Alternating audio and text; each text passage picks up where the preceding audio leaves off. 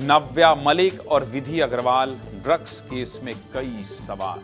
हमारे रिपोर्टर जब तफ्तीश कर रहे हैं, इस खबर पर इन्वेस्टिगेशन कर रहे हैं, तो बहुत बड़े और चौंकाने वाले खुलासे हो रहे हैं। छत्तीसगढ़ में पहली बार इंटरनेशनल ड्रग्स सिंडिकेट का पर्दाफाश हुआ है और हर दिन नए नए खुलासे हो रहे हैं। अब तक 54 लोगों की गिरफ्तारी हो चुकी है, लेकिन फिर भी लगातार नए किरदार सामने आ रहे हैं और हर किरदार एक से बढ़कर एक। जैसे ही किसी एक तस्कर की भूमिका बड़ी नजर आती है, वैसे ही पुलिस की अगली कार्रवाई में पहले से भी बड़े ड्रग्स पेडलर का नाम सामने आ जाता है।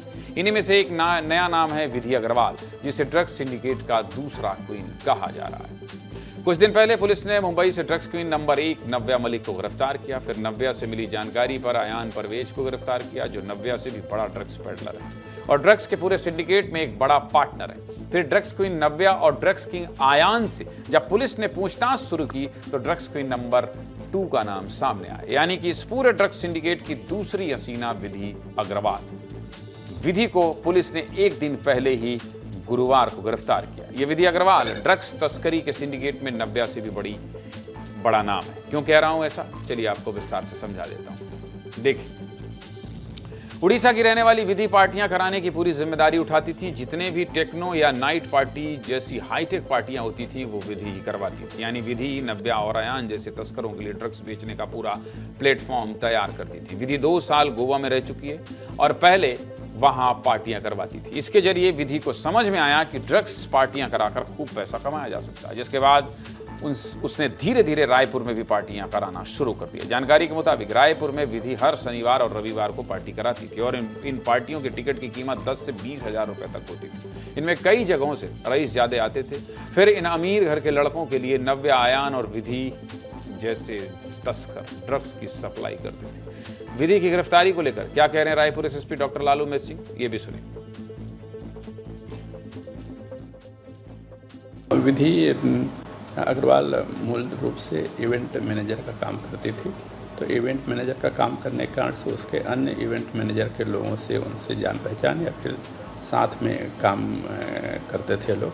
तो अभी इस संबंध में हम लोग पता कर रहे हैं कि इवेंट मैनेजर के काम करने के दौरान कहीं ड्रग का सप्लाई किया गया है क्या या उपयोग हुआ है क्या।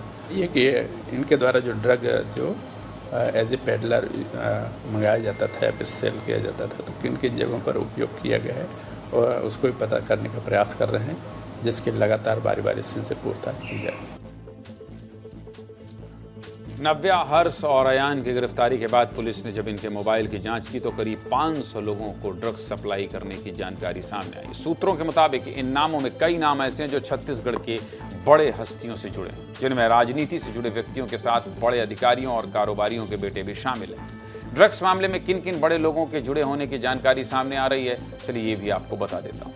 जानकारी के मुताबिक इस केस में 2 पूर्व मंत्रियों के बेटों का नाम जुड़े होने की बात सामने आई है और चौंकाने वाली बात यह है कि ये पूर्व मंत्री 2 अलग अलग पार्टियों के हैं, यानी कि बीजेपी और कांग्रेस दोनों। इनमें से एक सरगुजा संभाग से आते हैं जबकि दूसरे दुर्ग संभाग से आते हैं। इसके अलावा 2 वर्तमान विधायकों के बेटों के नाम भी सामने आए हैं, जिनमें से एक रायपुर संभाग से आते हैं, साथ ही रायपुर के एक पूर्व विधायक के बेटे का नाम भी सामने आ रहा है। वहीं कुछ आईपीएस अधिकारियों के बेटों के कनेक्शन भी सामने आए। इसके अलावा राजधानी के एक बड़े रियल एस्टेट कारोबारी के बेटे का नाम भी आ रहा है और बताया जा रहा है कि बड़े कारोबारी का बेटा पार्टी आयोजित करने से लेकर ड्रग्स की सप्लाई तक में शामिल है। ड्रग्स मामले में गिरफ्तार आरोपियों के कॉल रिकॉर्ड और चैट के आधार पर यह बताया जा रहा है कि कुछ पुराने ड्रग पेडलर भी सक्रिय हैं, जिनसे पूछताछ की तैयारी चल रही है। क्योंकि नव्या मलिक की तरह ही कुछ साल पहले भी ड्रग तस्करी का एक मामला सामने आया था और इस समय भी बड़े बड़े लोगों के नाम आए थे। इस पूरी कार्रवाई को लेकर क्या कह रहे हैं रायपुर एसएसपी डॉक्टर लालू मेस सिंह, सुनिए। हीरोइन नेटवर्क में ऑलरेडी लगभग हम लोगों के पास में 500 के आसपास की लिस्ट है, जो इनके कहीं ना कहीं इनसे माल लिया करते थे। सामान्य तौर पर ये यूथ को ही टारगेट करते हैं और दूसरा ये है कि जो पैसे वाले हैं वो टारगेट होते हैं ताकि इनको आसानी से इसका सामान बेचा जा सके या फिर इनसे पैसे लिया जा सके। ऑपरेशन निश्चय के तहत रायपुर पुलिस लगातार ड्रग्स मामलों में कार्रवाई कर रही है और आने वाले समय में गिरफ्तारियों का आंकड़ा बढ़ सकता है और कई बड़े घरानों से भी गिरफ्तारी हो सकती है।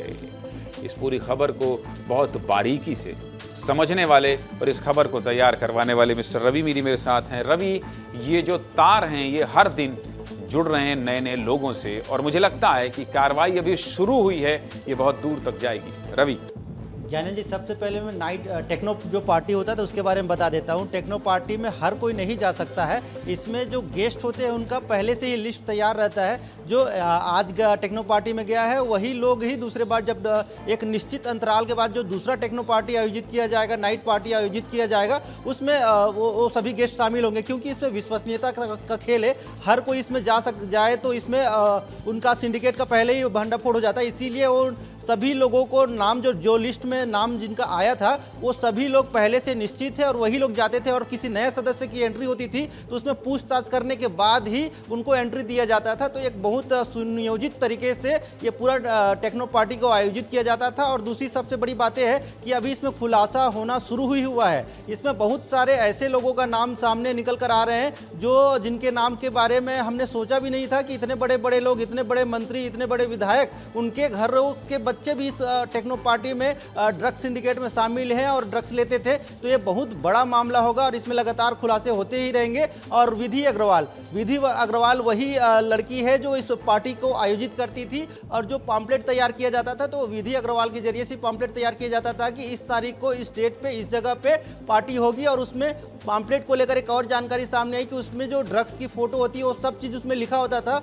और ये पॉम्पलेट किसी भी प्रिंटर से, बाहर के जो दुकानदार हैं वहाँ से प्रिंट नहीं करवाए जाते थे, ये लोग खुद ही अपने घर में अपने सोशल मीडिया टीम के जरिए से प्रिंट करवाए जाते थे। तो मतलब अभी और बहुत सारे लोग टेक्निकल टीम के जो सोशल मीडिया टीम के उनके लोग हैं उन सभी की गिरफ्तारी होनी बाकी है। और बहुत सारे ऐसे लोग हैं जिनको सप्लाई किया जाता था तो उनसे भी बातचीत करने के बाद जो आरोपी होंगे उनसे भी पूछताछ की जानी होगी। तो ये बहुत बड़ा खुलासा भी होते जाएगा इसमें। और मिला के जो आप रवि बता रहे हैं, जिस पर हम आप चर्चा कर रहे हैं कि ये मामला अभी आगे बढ़ेगा। बहुत बहुत धन्यवाद।